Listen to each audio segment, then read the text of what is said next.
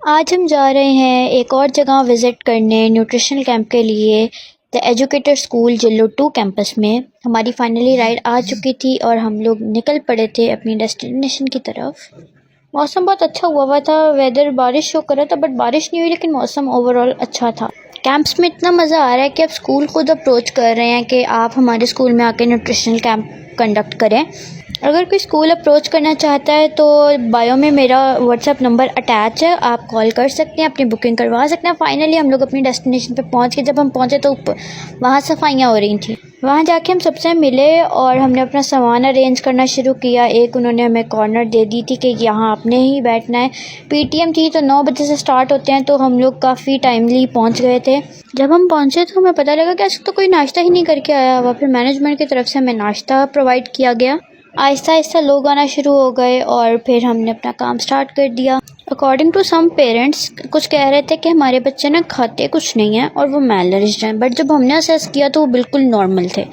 और कुछ पेरेंट्स कह रहे थे हमारे बच्चे खाते बहुत ज़्यादा हैं और वो नॉर्मल हैं, बट जब हमने असेस किया तो वो मैल नरिश्ड थे। इसीलिए हमने ये इनिशिएटिव लिया है कि हम स्कूल टू स्कूल जाके विज़िट करें। जो स्कूल हमें वेलकम करेगा हम वहाँ जाएंगे और बच्चों को हम असेस करेंगे। जब रश ज़्यादा हो जाए और मैं कोई उल्टा काम ना करूँ, ये तो हो ही नहीं सकता, ये तो बात ही नामुमकिन। मैंने एक बच्चे की मेजरमेंट्स ली और जब मैं उसका बॉडी मैस करने गई तो मैं भूल गई मैंने क्या लिया था। हालांकि मैंने लिखा भी था, मैं वो भी भूल गई कि मैंने खुद लिखा हुआ है। देन दोबारा ली तो मुझे कहते हैं आपने लिख के चलें, अब इसको लिख लें। जब मैंने देखा तो वो ऑलरेडी लिखा हुआ था और मैं हंसी जा रही हूँ कि भाई इतना ज़्यादा काम का बर्डन हो गया कि काम ही आगे पीछे उल्टा सीधा हो रहा है। एक मदर आई, वो कहती हैं कि आप मुझे कुछ भी बता दें, मैं अपने बच्चे को कुछ भी बना के दे दूँगी, आप सिर्फ बता दें कि ये खाने की तरफ आ जाए, ये खाना खाने लग जाए। ये कुछ बच्चों को इशू होता है कि वो उनको पीका का प्रॉब्लम होता है जिसमें आयरन डेफिशिएंसी होती है, वो टिश्यूज़ वगैरह खा रहे होते हैं, नॉन फूड आइटम्स खा रहे होते हैं।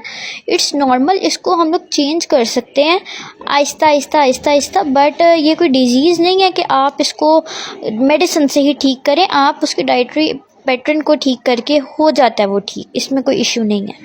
देन हमने यहाँ जितने सारे फॉर्म्स इकट्ठे किए और फिर हमें लास्ट पे जब हम थक के बैठे तो हमें बच्ची मिल गई, एक छोटी सी बच्ची थी। वो भी हमारे से बातें कर रही थी, हालांकि ना हमें उसकी समझ आ रही थी ना उसको हमारी समझ आ रही थी, बट फिर भी वो कह रही थी कि भाई मैं आज तुम लोगों को खा जाऊँगी। जब मैं काफ़ी ज़्यादा थक जाऊँ तो मेरा एक ही काम होता है कि मुझे अब बिठा दो और मुझे कोई छेड़े ना। फाइनली एट लास्ट उन्होंने हमारी सुन ली और हमें चाय बिस्किट दिया ताकि हम थोड़े से एनर्जेटिक हो जाएं।